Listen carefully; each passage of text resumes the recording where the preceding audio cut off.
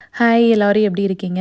இன்னைக்கு திருவாதிரை நோன்பு. எங்க இன்லாஸ் வீட்டு சைட்லலாம் இது மாங்கல்ய நோன்பு அப்படின்ட்டு தான் சொல்லுவாங்க.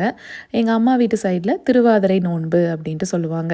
இது பேசிக்கா எதுக்குன்னு பார்த்தீங்கன்னா, ஹஸ்பண்ட் நல்லா இருக்கணும் அப்படின்னு வேண்டிட்டு விரதம் இருந்து சாமி கும்பிடணும். காலையில சன்ரைஸ்க்கு முன்னாடியே லைட்டா ஏதாவது சாப்பிட்டுக்கிற மாதிரி இருக்குங்க. சும்மா 2 இட்லியோ, ஒரு தோசையோ அந்த மாதிரி சாப்பிட்டுக்குவேன். அதுக்கப்புறம் நாள் முழுக்க விரதம் இருக்கணும்.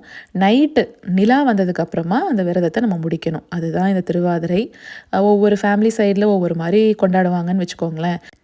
பொங்கல் அன்னைக்கு ஒரு குழம்பு வைப்போம் இல்லைங்களா, மொச்சை காய்கறிகள்லாம் போட்டு, அந்த குழம்பு திருவாதிரை அன்னைக்கும் நாங்கள் செய்வோம். அதுக்கப்புறம் அவரைக்காய் பொரியல் கண்டிப்பாக இருக்கும், எனக்கு கிடைக்கலன்னு செய்யலை. அதுக்கப்புறம் மஞ்சள் பூசணி பொரியல், உப்பு பருப்பு, பருப்பு ரசம். இந்நேரம் ஊரில் இருந்திருந்தா இன்னும் சூப்பராகவே இருந்திருக்கும். ஏன்னா ஃபேமிலியில் ரிலேட்டிவ்ஸ் எல்லாம் ஒரே வீட்டில் அசம்பிள் ஆகி அது ஒரு கெட் டுகெதர் மாதிரியே இருக்குங்க. எல்லோரும் ஒரே டைமில் விரதம் விடுவோம்.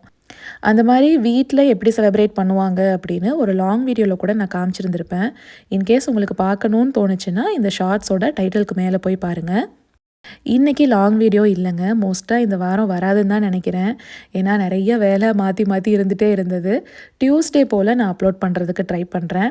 சாமியெல்லாம் கும்பிட்டு முடிச்சதுக்கப்புறமா வீட்டில் பெரியவங்க இருப்பாங்க இல்லையா, அவங்கக்கிட்ட எல்லாருமே என்ன பண்ணுவாங்க, ஆசீர்வாதம் வாங்கிட்டு மஞ்சள் சரடு வாங்கிக்குவாங்க. கல்யாணம் ஆகாத பொண்ணுங்களாக இருந்தால் கையில் கட்டிக்குவாங்க. கல்யாணம் ஆயிருக்கு அப்படிங்கும்போது நம்ம கழுத்துலேயே இந்த மாதிரி போட்டுக்கலாம். மோஸ்ட்டாக வந்து வீட்டுக்காரங்க கிட்ட கொடுத்து கட்ட சொல்லுவாங்க. அதனால் எப்போவுமே அவர் தான் கட்டி விடுவார்.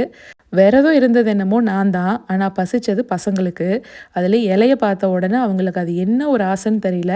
எனக்கும் போட்டு கொடுங்க அப்படின்ட்டு தனியாக வாங்கிட்டு போயிட்டாங்க. அதனால தான் நீங்கள் அதிகமாக இந்த வீடியோவில் பார்த்துருக்கவே மாட்டீங்க. கடைசியாக ஒரே ஒரு சின்ன ப்ளூப்பர் மாதிரி ஒரு ஃபோட்டோ எடுக்கலான்னு வந்து நின்னங்க.